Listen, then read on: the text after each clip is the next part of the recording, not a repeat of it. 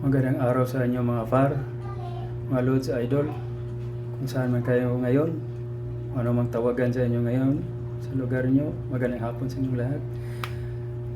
Mag-video taking na naman tayo guys, para sa next content.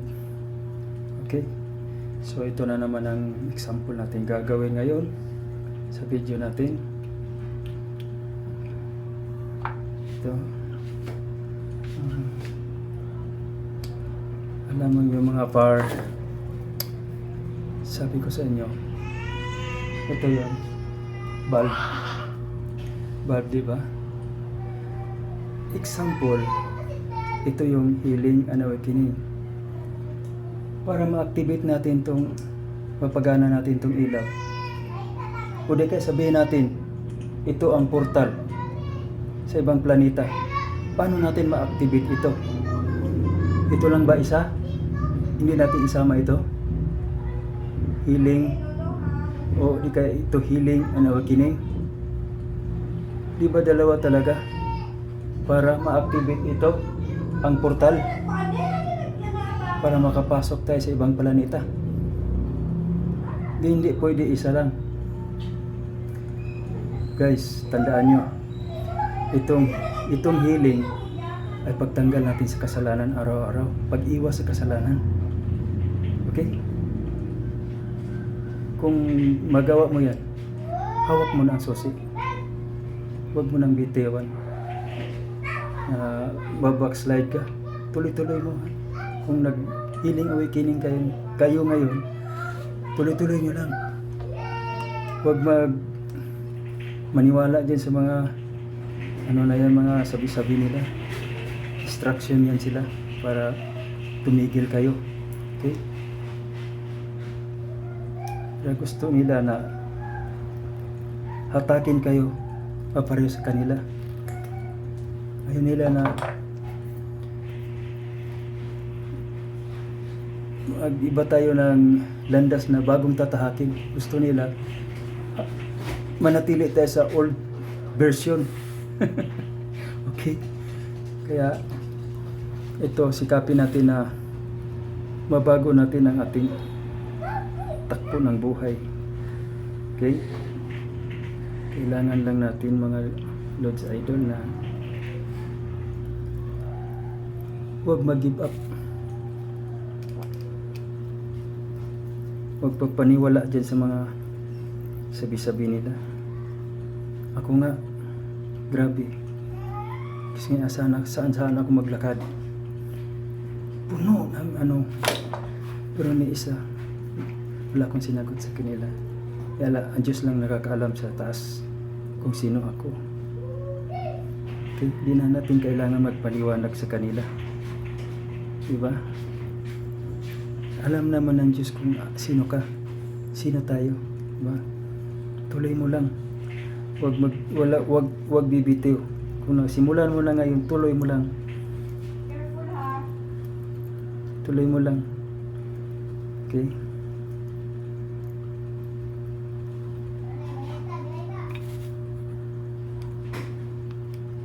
Dahil ang demonyo talaga ayaw tumigil. Para gusto nila na madala tayo doon sa kingdom ng Diablo. Mag-iba tayo ng ating landas na tatahakin. Mag-iba tayo ng landas na tatahakin. Okay? Nasa Diyos tayo na side. Kaya nga nagtanggal tayo ng mga addiction sa buhay. Dahil ang paggawa ng mga kasalanan na gawa dito sa mundo, yan ang portal sa impyerno. Yan ang portal para kayo makapasok doon sa impyerno. Okay?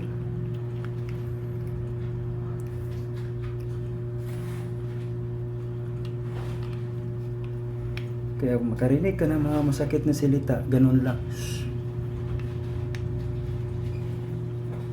Pakawalan mo yung sarili mo. Huwag mong higpitan ang Kumbaga ito tornilyo, itong hinihigpitan ko, ganyan. Ang utak natin, luagan natin. Huwag nating higpitan. Hayaan natin sila. Okay? Kaya, ulitin ko, guys, mga idol, Lods, ito, ulitin ko ha, ito ang healing and awakening, o di kaya ito ang healing o awakening.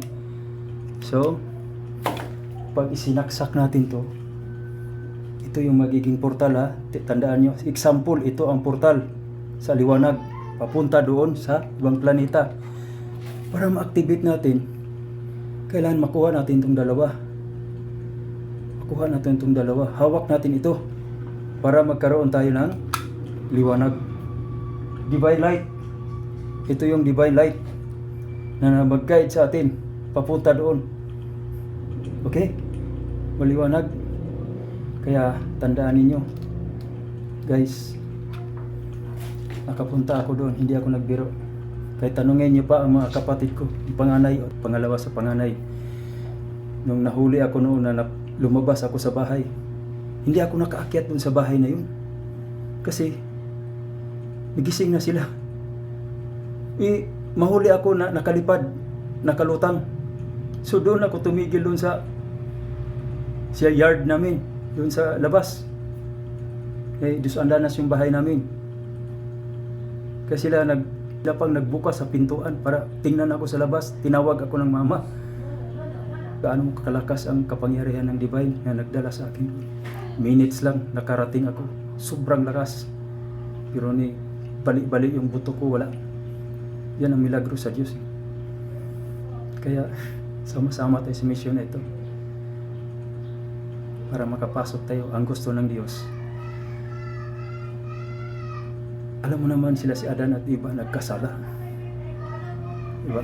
Kaya nga sila pinalayas doon sa Garden of Eden dahil nagkasala sila. O di tanggalin natin ang kasalanan para makabalik tayo doon. Kaya ang gusto ng Diyos, ibalik ang tao doon. Kung saan sila lumabas si Adan, doon tayo papasok, pabalik. Dahil ang kingdom andoon. Hindi yun ordinaryong planeta. Ilangit yun. Dahil ang araw doon hindi mainit. Ulitin ko na naman ito. Pagsabi, ang araw doon hindi mainit. Pareho lang dito kaliwanag ang araw. Kung titingnan mo kapaligiran doon, pareho lang dito. Pareho lang kasanag ang liwanag. Pero nakapagtataka, sobrang linaw ng isip. Dahil wala ng demonyo doon. Wala ng diablo doon sa loob. Dito lang sa planeta nito, 3D world ang diablo. Dahil tambakan ito ng mga taong isumpa ng Diyos. Ito, sumpa itong planeta nito. Ito ay curse na planeta. Sila Adan, saan sila nilagay? Dito. Mga angel, si Lucifer, saan sila nilaglag? Dito. So dito ang lahat ng demonyo. Yung nasa Bible na sinasabi ang kingdom, ano ba yung pagkasabi?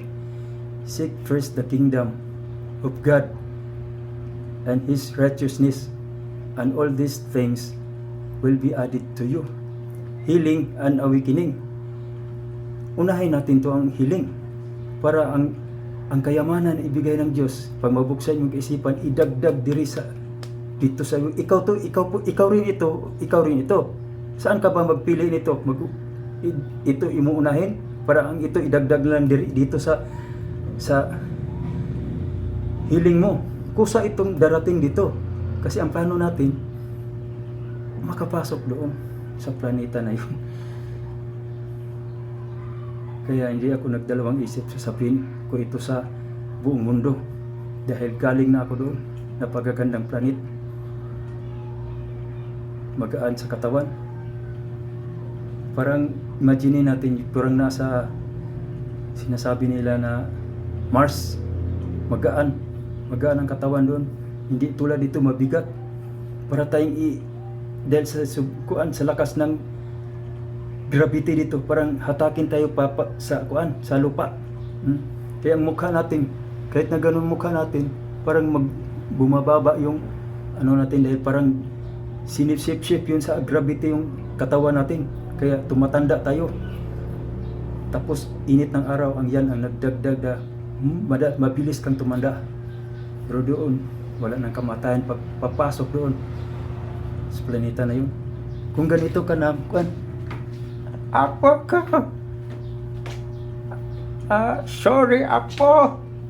Hindi na ako makalakad ng maayos. Pero pag ganon ka doon, pagkapasok ka dito, ganon.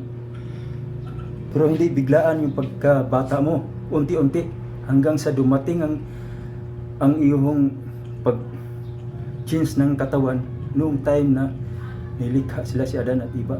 Doon mag-stop yung pagkabata mo at hindi ka na muling tatanda at mabuhay na ang tao doon na walang kamatayan. Nagkaroon ng kamatayan ang tao dahil sa kasalanan nila ni Adan. At namatay sila dito. Pinagdusahan nila ang inang ginawang kasalanan, namatay sila. Pero tayo, papasok doon buhay. Tanggalin lang natin ang kasalanan para makabalik tayo sa planeta na yun, na saan itatayo ng Diyos ang kingdom. At si Jesus ang umupo doon bilang isang hari. The Christ, the King, siya ang hari doon. Dahil ang Diyos at ang Ama ay isa. Nasa isang katawan lang ni Jesus. Ang Ama at ang Anak at ang Espiritu Santo. Nasa isang katawan lang ni Jesus. At alam nyo ba, si Jesus kasama natin sa misyon ito. Sinabi ko, narinig ko ang boses ng Diyos. Ako lang nakarinig, pero ang mga tao sa paligid wala. Kung gaano kalakas ang boses ng Diyos, parang kulog sa langit. Kung iisipin mo, parang nanginginig ang lupa. Sa boses niya, nanginginig ang lupa sa lakas. Pero never ako natakot. Dahil alam ko ang Diyos yun. Boses lang nang narinig ko. Tapos kikwento ko doon sa kaklasmate ko sa nung nag-aral ako. Sa elementary, classmate kami sa elementary. Sabi niya, yung kinukwento ko sa kanya, sabi niya, baka diablo yun. Hindi yun ang Diyos. Hindi yun si Jesus. Instead sabihin niya na Diyos yun, sinabi pa niyang diablo. Tingnan mo kung anong nangyari dito. Simula nung sinabi niya, siyang may-ari dito sa inuupahan kong building. Ang laki ng mga bitak ng building. Simula nung sinabi niya, blasphemy yun. Minamaking mo ang Diyos. Sabi niya, mas makapangyarihan ang diablo kaysa Diyos. Saan ba si Jesus? Patay na si Jesus. Ipamatay sila. Saan ba ang mga apostoles? Pinatay sila lahat. Pero alam mo, kung hindi lang nakalaan ang dugo ni Jesus na iula dito sa sanlibutan, sacrifice yung sarili, hindi siya kayang patayin ng tao. Dahil nakatadhana yung katawan niya para iula yung dugo niya, ialay yung dugo niya para iligtas tayo dito sa mundo. Pero karon nandito siya, naramdaman ko, nandito si Jesus, nandito kasama natin. Narinig ko yung boses niya. Ito mga Lods Idol, ang video nito, sana makapulot ng magandang aral sa inyo. Hindi ako nagsabi ng kasinungalingan, katotohanan lamang ang sinasabi ko.